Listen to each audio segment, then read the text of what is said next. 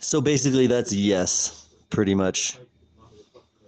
Various sources, they try to dilute it or whatever, but he's basically admitting to it. Yeah, we're biased pretty much. If the media is biased, then I'm biased, is what he's saying pretty much. I don't know if you understand the mechanics of why the media is biased, but the reason why is very simple. The reason why is because women spend 80% of the consumer dollar, which means that the eyeballs that they're trying to attract for to for a woman to decide, or whoever's buying, it doesn't matter, it's whoever's buying at the store, because they have to make the decision between Kellogg's and General Mills, right? Well, they're the ones that fund the advertising, that drive the media. And then so what they do is they basically say, okay, well, we're trying to attract the eyeballs of women, clearly, because they're the ones that go out in the middle of the day with husband's credit card and go buy the products at the store that we advertise in during prime time, right?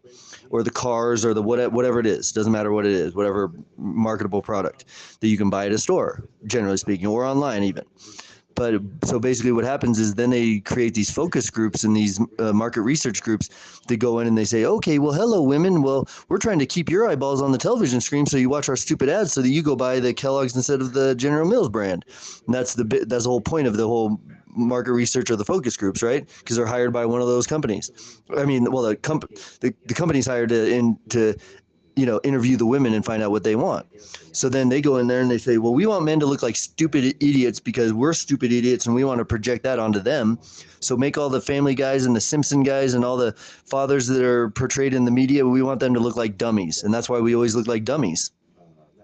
It's because they're basically projecting what they feel about themselves onto us. Because it's narcissism. That's what narcissists do. So that fundamental reality is the only reason why, like, we're taking the heat that we are in every aspect of life, basically.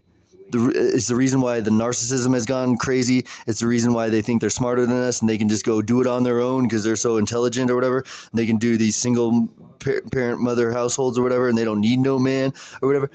This is because of this echo chamber of delusion that they've told themselves, literally based on the fundamental fact that they're narcissists at heart, because they are, because they never graduate into adulthood and never take responsibility for themselves, right? Well, that's a narcissist. That's the fundamental core aspect of a narcissist. So basically, because of that, and the fact that we give them the credit card to go out to the grocery store during the day, generally speaking, like the vast majority of men, they don't go they don't go in the middle of the day to go buy the Cheerios or the whatever. They don't know what the kids want to eat for cereal, so they just let the woman do it, right? Because they're out making the money.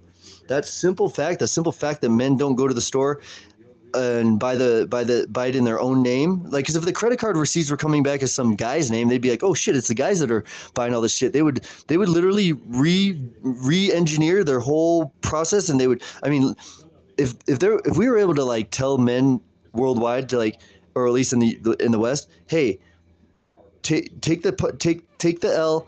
Go to the supermarket on Saturday. Use your own credit card. Don't give it to the woman, and go and buy all the products for the household on Saturday morning. If you would do that one thing, you would improve the lives of men across the West immediately. If we could do that as like a collective action, guess who the focus groups would all of a sudden change their tune on. They'd be like, oh, well, we don't care what women are saying. Would think we don't need women's eyeballs anymore. We need the men's eyeballs. So let's go focus group them now, because they're the ones buying all those products in the stores, and they're the ones that are making the purchases, because we didn't give our credit card to the women anymore.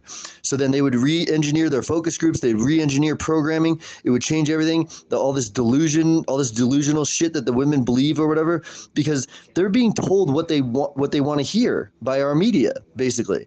Because that keeps their eyeballs on the screen. Because if you're telling them shit they don't want to hear, what are they going to do? They're going to click it off. If you're telling them the truth about themselves, they're going to click that shit right off. So think about it.